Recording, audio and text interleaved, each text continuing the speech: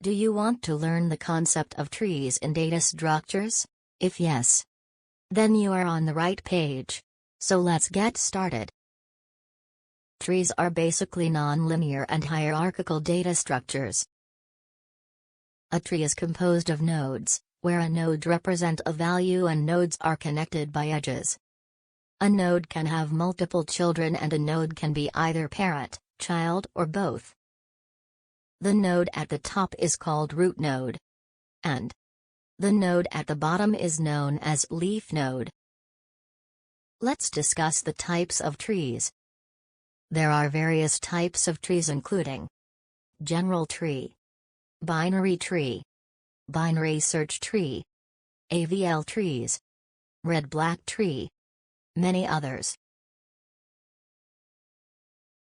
If no constraint is placed on the tree's hierarchy, a tree is called a general tree. Right, kid? Every node may have infinite numbers of children. The binary tree is the kind of tree in which most two children can be found for each parent. The kids are known as the left kid and right kid. The binary tree is the kind of tree in which most two children can be found for each parent.